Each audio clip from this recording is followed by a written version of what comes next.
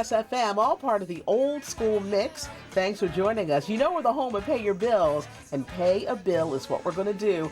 Coming up this morning at 11:15, we are paying another bill.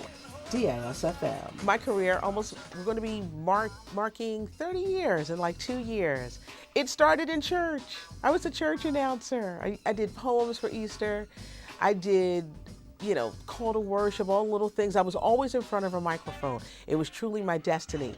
My pastor at that time lived around the corner from a guy who owned a radio station.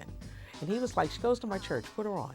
Now, that's not a qualification for getting on, but my pastor was like, put on your station. It was a radio station in Camden, New Jersey, on the 18th floor of City Hall. And that's where my radio career began. From there, it was a bad storm on a Friday, and they needed somebody to do the news on a Saturday, and the guy didn't show up, but I did, and they put me on the air. I was terrible, but he saw this potential. He says, I'm gonna work with you. Because I sounded like a kid from South Philly on the radio. I had to learn how to be South Philly at home, but learn how to, speak professional. Can't say, can't do that. I always loved pop culture. I always knew everything that was going on. Like pop culture and stuff like that, it fascinates me.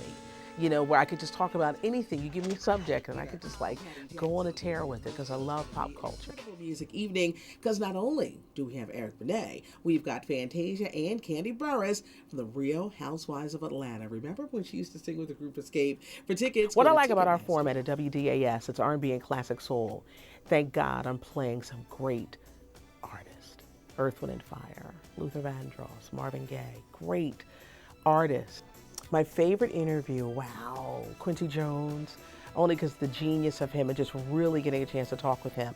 Had a nice conversation with Lionel Richie, which really surprised me. We went back to the days of the Commodores, Tina Turner, some of the veterans that you meet, because you get them to open up and to talk about how it was in the beginning and how they got started and how they have that staying power. So it's always, I think, fun when you really admire someone, but then you really get to know how it is for them. When I interviewed Janet Jackson, I thought that was interesting because she's used to dumb questions, and we really had a chance to just talk about life.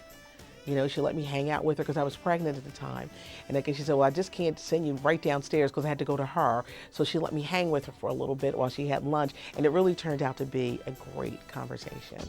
I'm the voice of the Philadelphia International Airport. It started with a voiceover gig that I did. And they heard me and they liked my voice. And I did it, and I was able to do the take so quick that they were like, wow, I like this. And it's so funny because people said, I come to the airport and I hear your voice. And they're like, we know that we're home. I love the work that Carvin Hagens does. When you see the great works of Kenny Gamble and Leon Huff, you see him carrying the torch.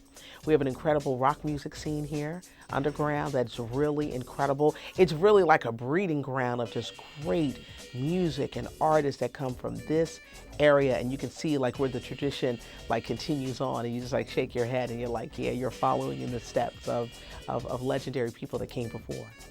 If you love your job, if you love what you do, no matter what it is, you will excel in it. If you hate your job, you don't care. You're like, But if you love your job and you love what you do and you bring that passion with you, I love what I do. There's a magic in turning on that microphone. Catch this and more on NBC Philadelphia nonstop. Available on Comcast Xfinity Channel 248, Fios Channel 460, and over the air on 10.2.